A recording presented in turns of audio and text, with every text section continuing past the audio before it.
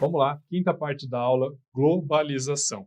Essa aula até agora você falou sobre geopolítica e agora você vai falar sobre globalização. Sim, no caso, nessa parte de globalização, aqui, pessoal, não tem como. Ela acaba sendo comum para qualquer instituição militar que cobre geografia. Então pode vir uma pergunta sobre globalização, ou se não é propriamente sobre globalização, mas é que ela está inserida nessa questão indiretamente. Sim, se eu falar sobre comércio internacional, por exemplo, eu estou envolvendo globalização? Estou, indiretamente, mas eu estou envolvendo globalização. Então isso pode aparecer, seja na ESA, seja no Colégio Naval, seja também em relação à SpaceX. Vamos lá.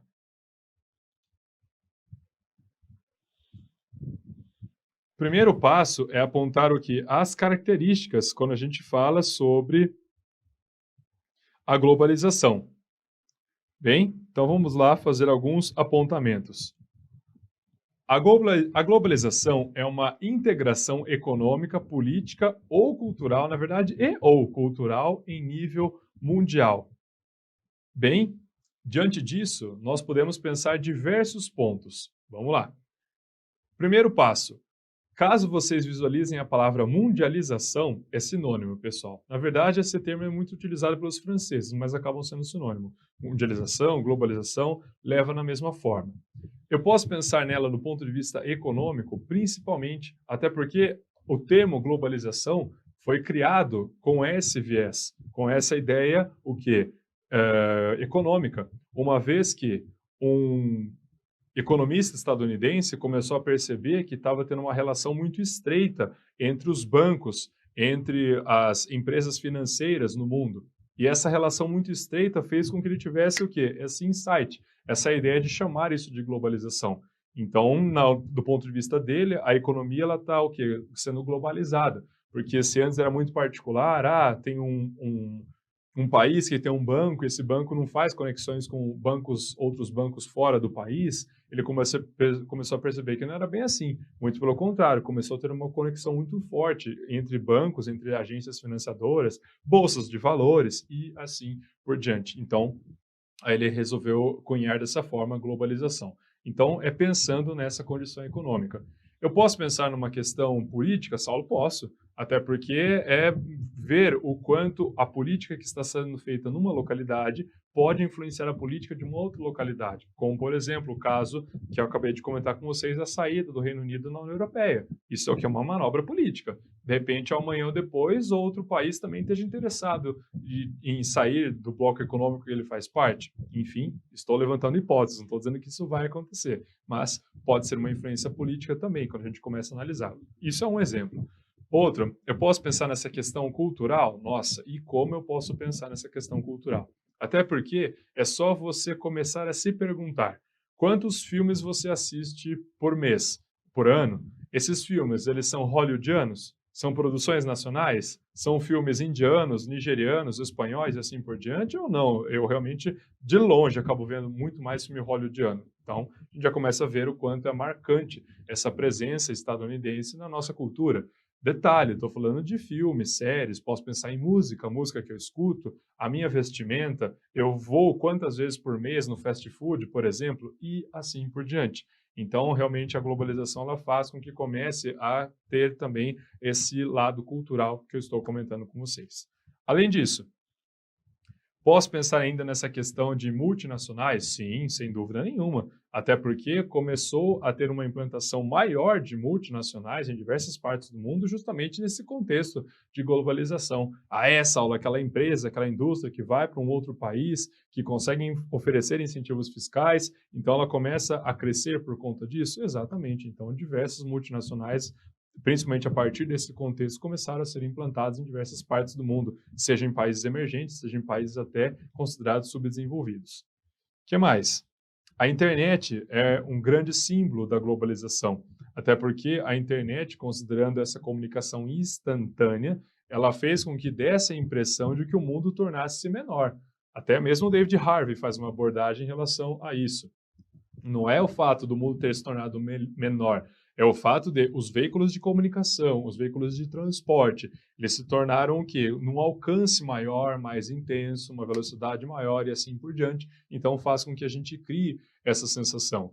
Tanto é que a internet acaba sendo um exemplo, mas quando a gente pensa na condição televisiva, isso também é um exemplo. Imagina quando a gente começa a analisar, por exemplo, os Jogos Olímpicos, a Copa do Mundo, e acaba sendo uma transmissão o quê? Porque vai para o mundo inteiro. Quem consegue ali captar o sinal da imagem por meio da televisão, acabou, vai poder assistir, a menos que a TV, né, ou o canal do dado país não permita, aí é outro papo, mas se permitir, realmente a pessoa vai conseguir ter esse acesso que eu estou comentando com vocês. Enfim, então, realmente, a globalização ela trouxe essa transformação. Apesar de ter trazido essa transformação, é sempre importante lembrar que ela não atinge a todos. Ah, não, Saulo? Não. Até porque, infelizmente, existem pessoas que nem energia elétrica possuem. Quem dirá a internet? Nossa, verdade, né, Saulo? É a realidade de muitas pessoas no mundo. Exatamente. Tanto é que o geógrafo Milton Santos ele comenta da chamada globalização perversa. O que ele quer dizer com isso? Ele quer dizer que se, por um lado, fez com que as pessoas que já eram ricas tornassem-se mais ricas ainda, pensando nessa condição de globalização, principalmente nesse sistema bancário, quando a gente começa a analisar, e diante disso até vale comentar, para você que está nos vendo ao vivo, ontem mesmo foi divulgado a lista dos 30 bilionários brasileiros que estão na revista Forbes.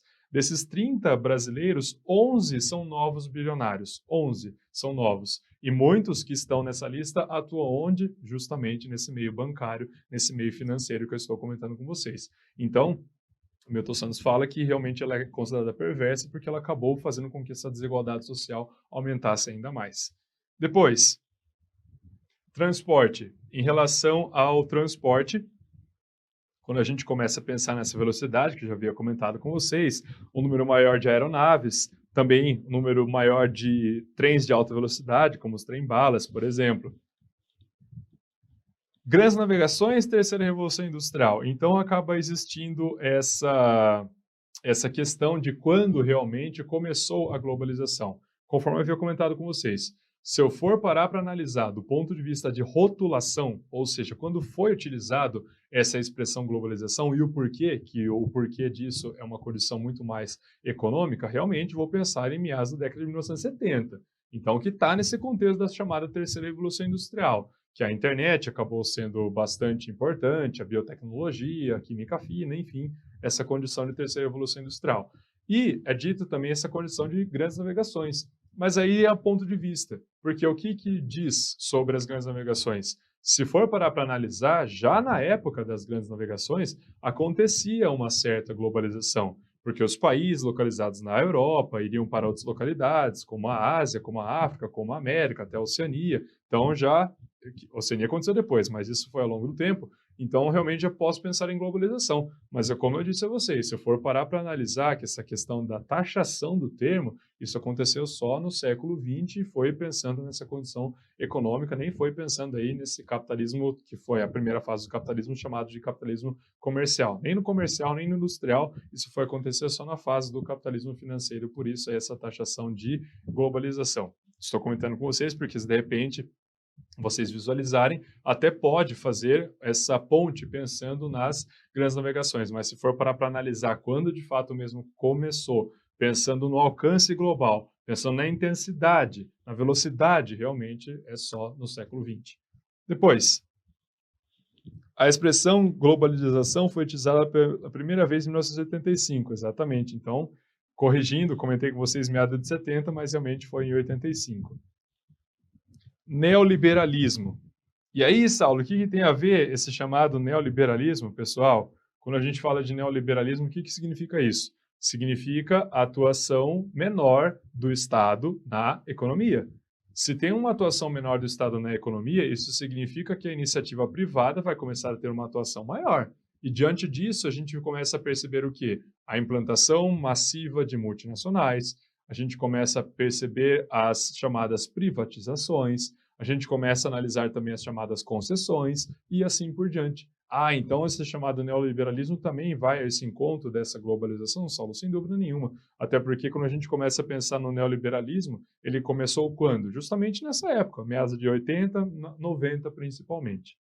Então, essa ideia de globalização que eu comentei com vocês, pessoal, é importante ela estar muito bem sedimentada nas suas cabeças de diversos pontos de vista, seja ele econômico, político, bem como cultural, e o quanto isso acaba trazendo modificações no nosso mundo, bem como a gente começa a pensar também que ela não atinge a todos, ela vai atingir aqueles que têm uma condição financeira maior e que também vai contribuir com essa desigualdade, conforme eu comentei com vocês, mas não dá para negar o quanto o Brasil está inserido nessa chamada globalização. Então, encerro com vocês essa parte da aula.